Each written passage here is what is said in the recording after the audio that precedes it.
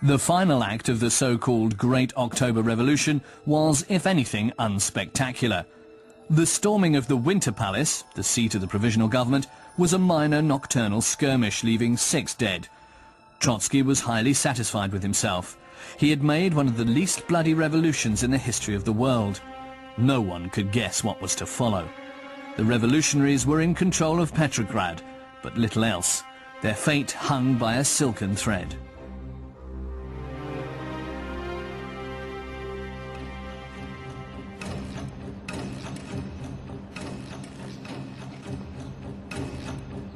Shortly after the revolution, Lenin asked me to become Minister of the Interior.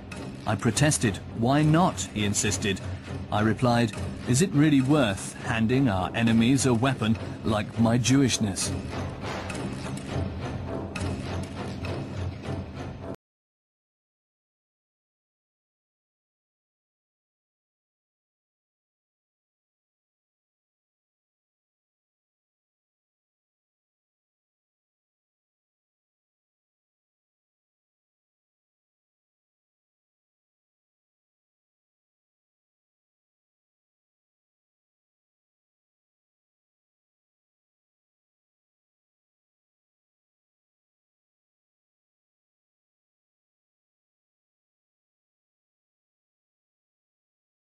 Farmers who had, unusually, managed to achieve a modest affluence.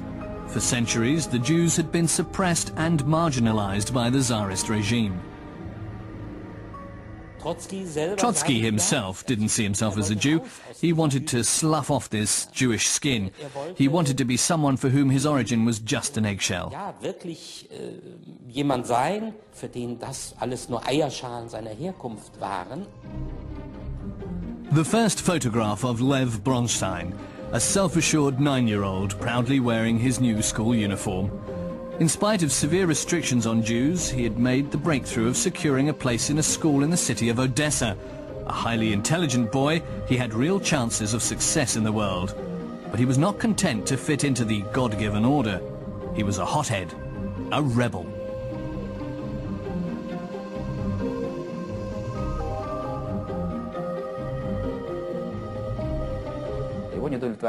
He could not accept Tsarist rule, the smug complacency of the bourgeoisie, or the frightful condition in which the workers lived. Like many of the Russian intelligentsia, he was also prepared to accept hardships in order to follow the revolutionary path. In 1896, together with other like-minded individuals, Bronstein founded a League of Workers in the Odessa region. They felt they had a vocation to mobilize the proletariat for the class struggle. It was a dangerous adventure. At the age of just 18, he was arrested and sentenced. While still on remand, Bronstein married his comrade in arms, Alexandra Sokolov-Sakaya, 6 years his senior, a glimmer of light on the journey to banishment.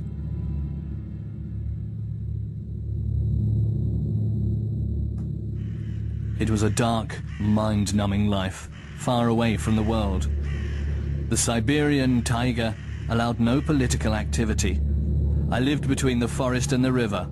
Cockroaches crawled over my table, bed and face. My life was filled with books. I studied Marx as I brushed the cockroaches off the pages. The restless Bronstein didn't put up with this political isolation for long. He escaped, leaving behind his wife and the 2 daughters born in exile.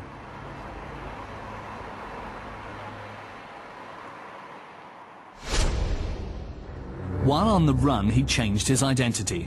Lev Bronstein became Leon Trotsky. Now 23, he had a black sense of humor. Trotsky was the name of one of his prison guards. In London, he met for the first time Vladimir Ilyich Ulyanov, who went by the name of Lenin. A cool strategist, he thought, he saw in Trotsky a willing pupil. He sent him on a study trip covering half of Europe.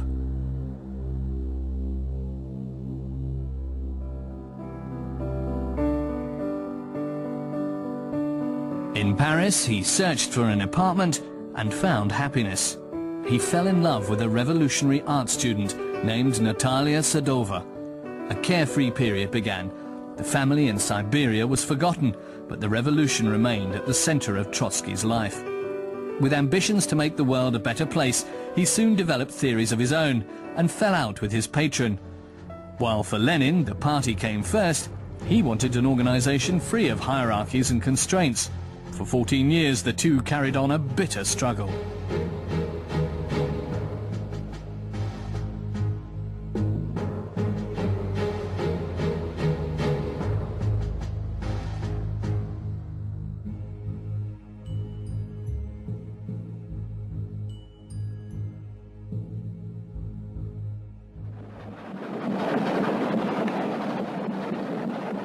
In St. Petersburg in 1905, Trotsky put his vision of the revolution to its first test.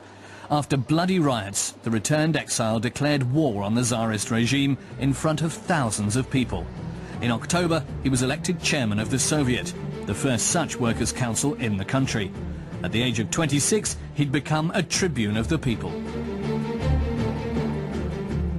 For Trotsky, 1905 was the decisive year. He put his mark on the actions of the St. Petersburg Soviet throughout the 52 days of its existence. He changed from being a revolutionary journalist to the role of a revolutionary organizer.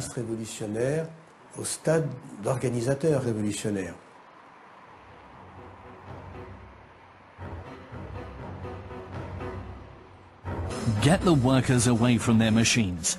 Tear them away from the factories, lead them onto the streets, occupy the buildings, barricade yourselves, turn the city into a revolutionary camp.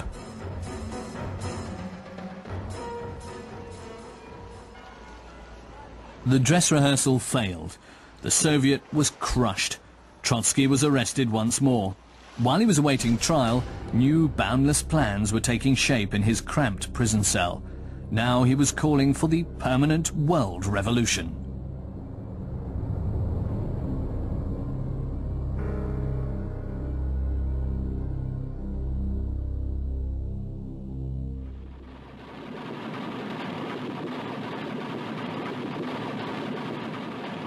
After a year came the sentence. Again, exile. Again, Siberia. This time for life. But even before his train reached the Arctic Circle, Trotsky managed to escape. His prospects looked grim. He had to make his way across hundreds of kilometers of uninhabited taiga. For the next 7 years, Trotsky lived in Vienna. The homeless revolutionary earned his living as a journalist and publisher. He was a regular at the famous Café Central, the rendezvous of Viennese intellectuals. Everyone knew the restless émigré. While the Tsar still ruled in Russia, he could not return. It was a time of waiting and collecting art, history, science. He was particularly fascinated by psychoanalysis, the powers of the unconscious, the mechanisms of manipulation.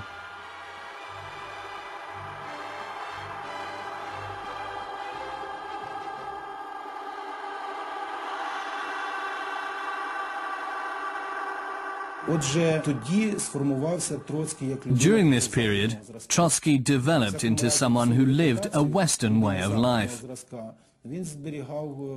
He retained this image of the Westerner.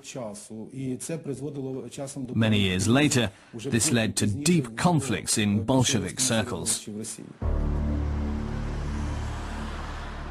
While in Vienna, Trotsky met his exact contemporary, the Georgian, Joseph Vissarionovich Djugashvili, alias Stalin. He too had dedicated his life to the revolution, but his struggle was being conducted inside Russia, underground. Trotsky found him lugubrious and provincial. For Stalin, Trotsky was always the arrogant Western bohemian. Two Russian revolutionaries, two worlds. On the 1st of August 1914, Trotsky had to leave Vienna. Europe was mobilizing for the Great War. Trotsky was an enemy both for Russia's allies and for its opponents. He was hounded from city